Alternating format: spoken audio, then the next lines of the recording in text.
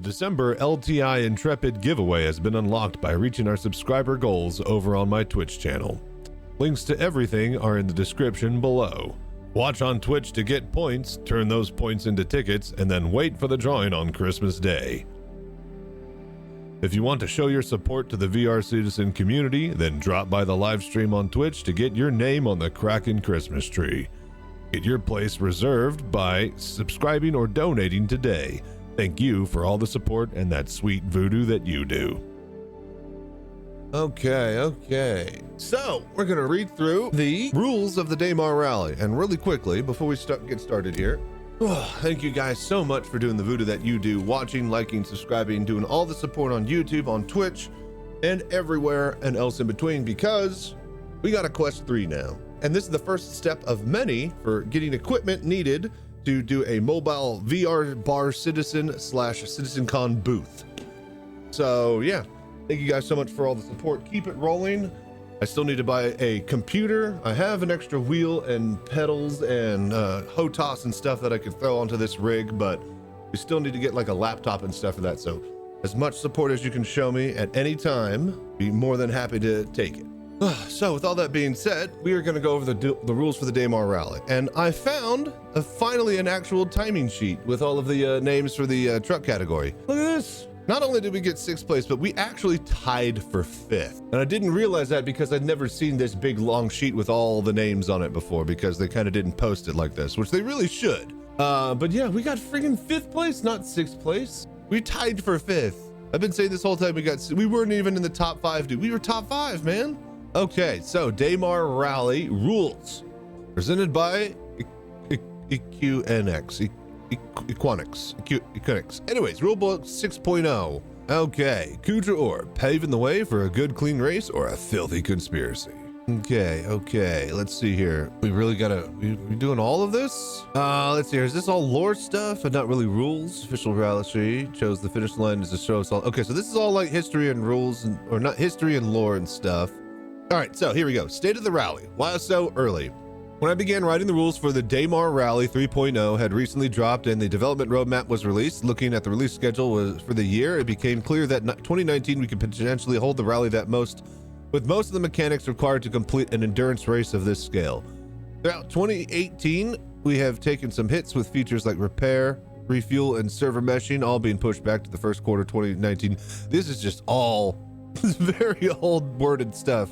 However, it's not changed our ability to hold a complete race minus the crucial mechanics that will make the Daymar Rally the filthiest race in the verse. Teams that have attended our practice runs have taught us many tricks using current builds of Star Citizen that band-aid the missing mechanics for the first rally on the 27th of January 2949. Avoiding repair altogether and relying on space vehicles has been integral so far in a support pilot's role. Refueling currently doesn't affect the distance of a ground vehicle travels or the speed that a craft has to stay with its driver. We caught a lucky break when 3.2 dropped, limiting the massive amount of rocks that litter the Daymar surface. The sheer amount of rocks that were once only for the most daring drivers have been reduced significantly to allow for an easier path to Eager Flats and beyond. But for every lucky breakup and tick in performance comes additional challenges like the above-mentioned loss of repair and refuel in the timeline, as well as other challenges. Other major hurdles during 3.2 were the loss of ground-based navigational markers and wheels falling off the race vehicles ever so frequently. I do remember when wheels would fall off the vehicles. That was definitely an interesting time. What's up, Bandana? Era, how you doing? 3.2 introduced scramble races to the verse. Oh my god, I forgot that those even exist. Jesus. Do those even actually work? Are those missions still even in the game? Fucking scramble races, my god. Anyways, and server missions have been completely removed from the 2018 roadmap, and only a lobby refactor in patch 3.5 added preparation for server mission, which is no longer listed. Therefore, we weren't and still aren't going to see large population servers for the foreseeable future. You may think this is a disadvantage, and in some ways it is with more difficult staffing job ahead. However, there's also security advantages allowing us to better police the servers we participate on. Towards 3.8, rovers regained the use of all 6 wheels, and medical beds were on the horizon with hints of the Carrack and Cutlass Red production. 310 to 312 brought quite a few more planet tech changes and repaints, which increased the distance of the Daymar Rally by almost 200 kilometers. Oh, wow. So it used to only be like 400 kilometers, but the planets got bigger. I didn't even know that. Very cool. 2021 brings the largest changes to the Daymar Rally so far. After recently testing checkpoints, we plan to add them to the rally for the first time. However, staffing 14 servers proved to be inconsistent, and we wanted racers to have the same experience across the field. Once population cap is raised, we will revisit the checkpoints. Be our biggest change to date. 2023 is a tricky one. Yet another race defining patch 3.18 so close to the event date will prove whether we can, for the first time, include the Betty checkpoint and refueling. Having a patch looming so close to the rally makes it difficult for volunteers to produce enough funds to repurchase large ships like the Reclaimer. The server population increase and stability does not give me confidence that 2024 will include all of our checkpoints for the first time. I think we had just the Betty, yeah, and not the Starfarers. So, to get all your Abyss paints and daily Luminalia gifts, I posted the Advent Day calendar for Luminalia, and be sure to be clicking every day to get your gifts. Last year there was 2 free paints. So today we got a rifle and there's no image on it. The website's broken. All right, but you too can be an owner of this. Another fantastic challenge we face is the ever increasing number of teams that wish to participate.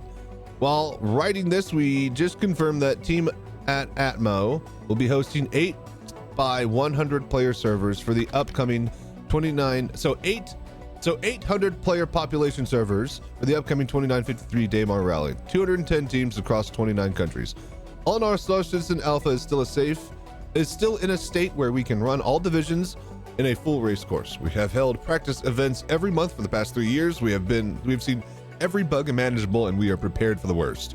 Organizers are seasoned, and the Atmo Esports team is ever growing, and we look forward to each year when we hold the Daymar Rally in this amazing Star Citizen universe. See you on Daymar, Crusader. All right, cool. All right, truck, buggy, bike, my ride.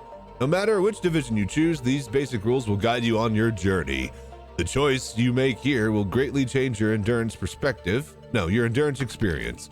The truly dedicated races will choose the truck, but if you are after a balanced experience, maybe buggies are for you. Each team is comprised of a maximum of 2 race drivers and 2 support crew.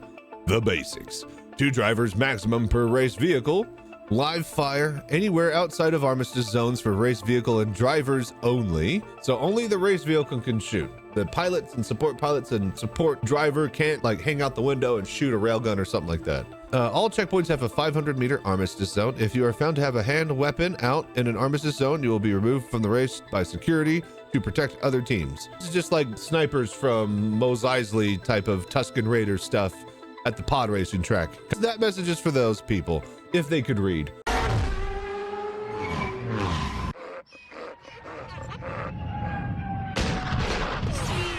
Race vehicles can fire on an opponent racers, race vehicle, and support craft. So only race vehicles, right? And only the racer. All team members can alternate driving the race vehicle during the race. If all team members die during the race, your rally is over. Race vehicle class, variant, manufacturer, not division, can change during the race. You can't swap from truck to buggy, but you can swap in between the trucks and the buggies as far as different vehicles. Spare vehicles allowed to the maximum capacity of support craft. Only 1 vehicle may race per division at a time. Repairs may be made during the race. Spare parts may be carried by vehicle or passenger. Only the driver must enter a checkpoint to complete a check-in. If all race vehicles are destroyed, and a driver must continue on foot. If a team member dies, he or she permanently removed from the race. All drivers must be in the server party group, and drivers can carry supplies, e.g. OxyPen. So, brilliant. For years, the only contender for the rally's truck division was RSI's scrappy 6-wheeler. Recently, the Anvil Spartan has joined the race to strike fear into the Ursas everywhere. Don't let the speed of the field make you think the race won't be exciting, though. The truck division is likely to be action-packed, with the Spartan needing the advantage of an early takedown to keep up with the mighty Ursa. There is sure to be plenty of entertainment for the spectators. Strength, rugged, course-proven chassis, strong weapon options, less reliant on support, cargo capacity for spares, co-driver, 6+ wheels. Weaknesses: larger size means fewer options, hard to recover from breakdown, requires endurance-minded teams. Legal variants are the Spartan, Rover, and the Rover Fortuna, as well as the Lynx. And I guess the Nursa is now out too. Buggies, the Tumbril. So excellent speed and handling, easy for support to repair, replace, change strategy and variance in the field. Let's see here. We got the Cyclone AA, base, RC. The racing version doesn't work. No boost button. RN and TR, and the Gray Cat. Weaknesses: limited vision and weapon arcs, prone to breakdown and wheel loss. Tumbril. A lot of attention's focused on the Rally's buggy division and its stars, Tumbril's many Cyclone variants. With options for everything from speed to firepower, the Cyclone well, not really speed, mostly just firepower. The Cyclone remains the machine of choice for most teams despite diverse strategies. Will the speed be the key to victory in the buggy division, or will superior firepower win at the end of the day? The Dragonfly may not be the flashiest or best looking qualifier bike. No, qualifier in the bike division, but its proven performance and old utilitarian design give it a few unexpected advantages. May not seem able to keep up in an all-out sprint, but when things get rough and tumble, the Dragonfly may prove to be the best bike for the job. The menacing look and astonishing speed of the Xeon-built Nox took fans by storm when it was introduced, and it's easily expected to be one of the top contenders in the Rally's bike division. With its focus on straight-line speed, however, some have wondered whether the fussy alien bike will be able to survive in the heat and dust of Daymar come race day. Alright, strengths: tremendous top speed, compact and easily replaced, 2 seats in some models, more forgiving in rough terrains. Weaknesses: poor durability, rock impact due to straight line speeds. Yeah, you basically go over a jump, and then when you land, it desinks you below the ground, and then you explode. Legal variants: Dragonfly Yellow Jacket, a Nox Q, and the CO Hover Quad. Support crew: who you gonna call? Help is on the way. Your choice of support craft and crew is integral to completing the Daymar Rally. Not only are they a source for refueling, restock, and repair, they are your eyes and ears when traversing difficult terrain. In the pitch black of night, your support craft can lead you through the difficulty terrain and get you out of canyons when you are able to unsee the way. Support craft can also supply you with anything you may need: fuel, ammo, repair, oxygen, and even a spare vehicle. Not all spacecraft can be used. A legal list is available during registration. The Misk Freelancer, Misk Starfarer, and Drake Cutlass are very popular choices. Support craft cannot interfere with other racers. This includes ramming, crashing into, and/or blocking the path of other vehicles. Any attempt by a support craft to interfere with the progress of another race team will result in immediate disqualification. Note: while support craft cannot interfere with opposing racers, they can be utilized to flip, move, or otherwise assist their own team's vehicle in the event it becomes lodged or overturned. Support craft are permitted to carry replacement vehicles for any vehicle destroyed or otherwise rendered inoperable during the course of the race. Support craft or team drivers must notify an official that they are switching over vehicles by entering this information into their team Google Sheet. All crew may ride in a support craft as long as one team member is driving the race vehicle. Choose wisely. So, Guardian in the Sky. All crew may ride in support craft as long as one member is racing. Support vehicles and crew may never fire on anything, ever, not even trolls. Support craft may not block or nudge an opponent. The support craft must be a legally listed spacecraft. Only one load of repair, refuel, and stims spares may be taken. Teams may take more than one spare vehicle, but after the race starts, no spares can be added. Teams may take more than one spare vehicle, but after the race starts, Support craft cannot load up extra vehicles while refueling once the race has started, unless of course you've been exploded by trolls. Support pilots may give directions and instructions. Support pilots may drive race vehicle if team driver is eliminated. Support pilot may check in at a checkpoint or finish line if they are driving the race vehicle. The support co-pilot or chosen team member is in charge of communications. Regular information must be supplied to Atmos staff, e.g. distance, casualties, or piracy. Basically, the support guys are going to be the ones that are relaying information for the team back and forth to the Atmo esports staff and mods and stuff like that. It's going to be really important to know who to contact in the middle of a race when shit goes wrong. Ground vehicles may be refueled and repaired by support craft. One support craft per race team, no substitutes. Your support craft can leave you to refuel at a designated refueling station. Support craft will start the race at an altitude of 1 km to avoid camera, security, and official crafts. All support crew must be in the server party group. Okay, popular support ships: Hercules, the best one. The Star Runner, not bad. Cutlass, good choice for beginners. Freelancer, more industrial. The Valkyrie, a bit more sturdy and more firepower, and the Constellation, solid oldie but a goldie. All right, so here is the route, you guys. If you don't know or haven't seen it before, this is it. We start at Shubin Mining Facility, SCD-1. We go to Eager Flats Checkpoint. Let's see here. Checkpoint 1 located at Eager Flats Emergency Shelter and surrounded by a player-enforced armistice zone, 500 meters around it. To check in, the driver must cross the threshold in both of the airlock doors. Checkpoint 2 is called Checkpoint Talon, approximately 104 kilometers from Eager and surrounded by a player-enforced 500 armistice zone. It is a starfare. Your team will need to search for a starfare in this area. Check in by entering the cargo bay and exiting through the lower level docking collar airlock. That's a bit of a stretch, but sure. Checkpoint Echelon is an abandoned reclaimer called the Betty and halfway between Eager and Kudra'or. Check in by entering the reclaimer via the rear elevator and reach the bridge before using any exit to continue. Checkpoint 4 is Hashaga, another starfare.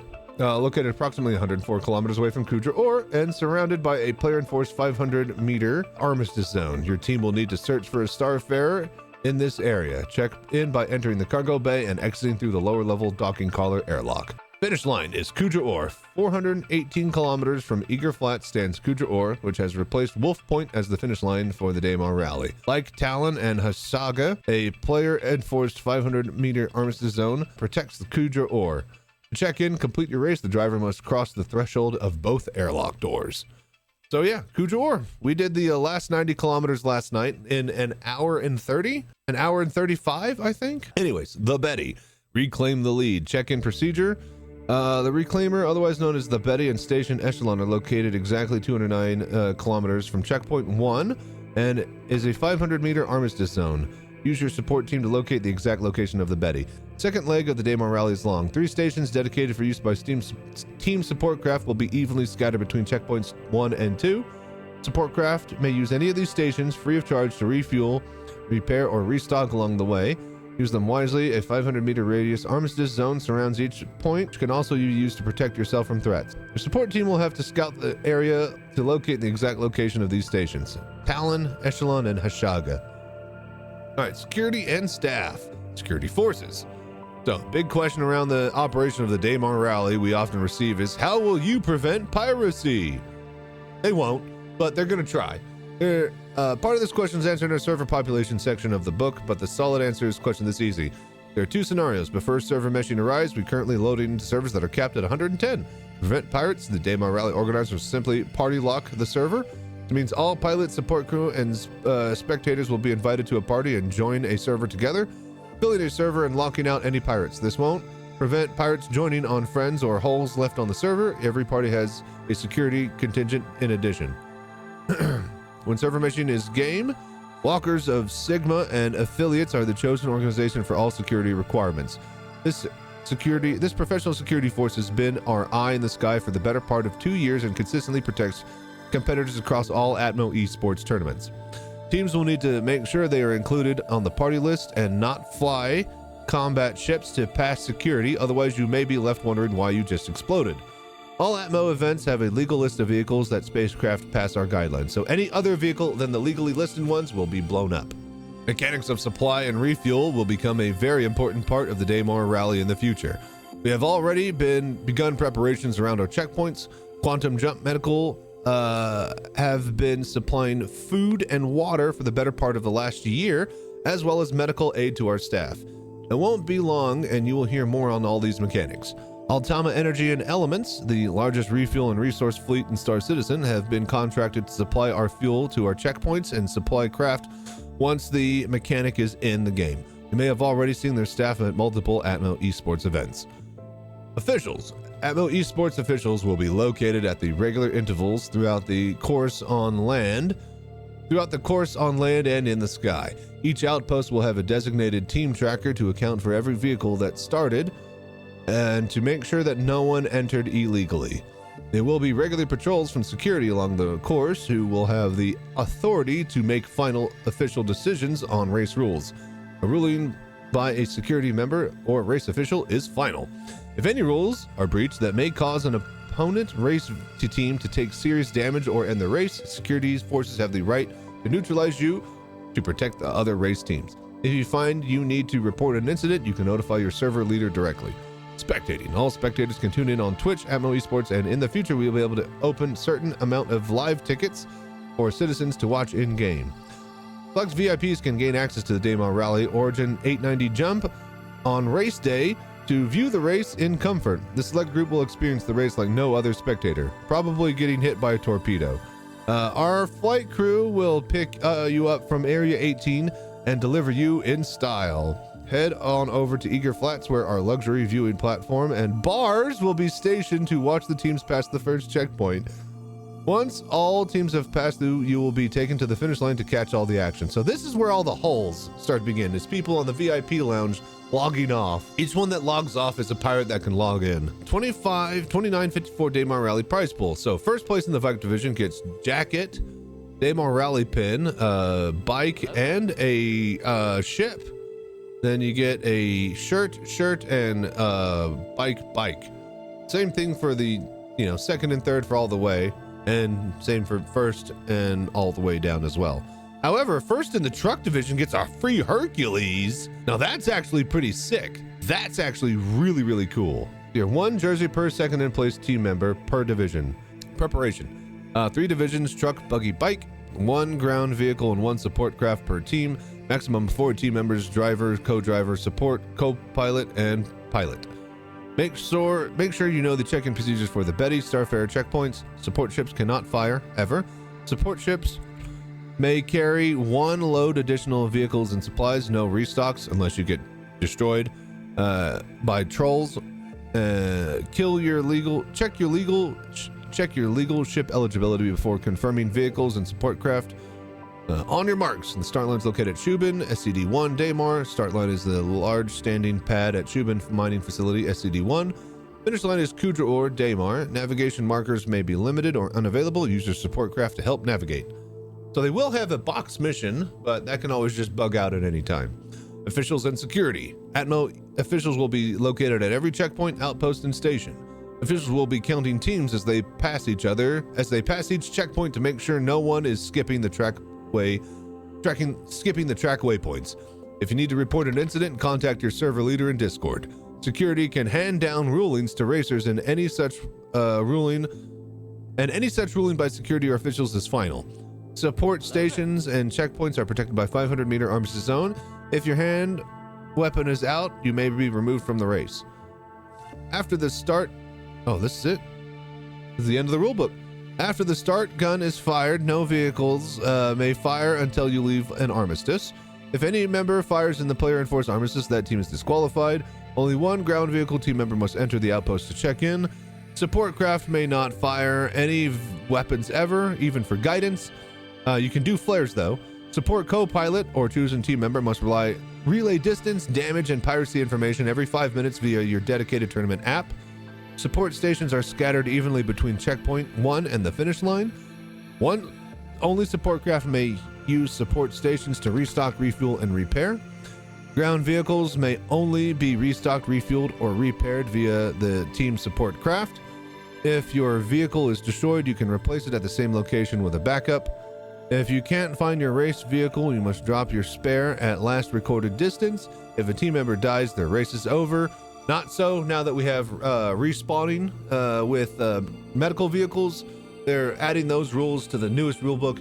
This is last year's rulebook, basically. We haven't gotten the updated one because server meshing is literally on the eve of being released. And so they're not even sure what's going to go on or how it's all going to work until they get their hands on it. So reclaim the lead. A reclaimer called the Betty is located halfway between Eager and the finish line. You will need your support craft to relocate the reclaimer.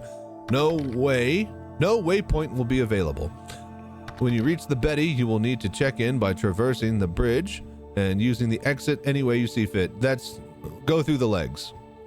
Checkpoint Talon and Hasanga will also need to be located. To check in a Starfarer, you must enter via the cargo ramp and exit through the bottom airlock. All right. Cool. So that's it. The rules for Daymar Rally. TLDR at the bottom for those that are wanting to know more. I'll have the links to this PDF down below, as well as my highlight from last year, the Daymar Rally that we did. It's like 12 hours highlighted down to like 50 minutes or something like that. So that's great. But yeah, that's it. So we're going to be doing a live practice here in a few hours with a bunch of other teams, and we'll have footage of that. And yeah, the next, basically all Daymar Rally all the time on my YouTube channel, with peppering in some light other VR Citizen content. Yeah, here and there. So yeah, thank you so much for doing the voodoo that you do. I hope you guys are enjoying this show, and thank you so much for all the support. Again, 100 subscribers on Twitch. We got a new Quest 3 because of you guys. We're still looking to get a laptop. Still looking to get as much support as possible. We get that laptop, then I'll have basically everything I need, except a cockpit that I got to build it all around, for a mobile VR Citizen rig that I will take to Bar Citizens, as well as a VR Citizen Con booth for Citizen Con next year, especially if it's in Texas. So thank you guys so much for all the support. You guys are amazing. And I guess till next time, as always, stay safe, fly right. I'm Chachi Sanchez. If you're watching this on YouTube, y'all have a good night. Okay. Cut that recording.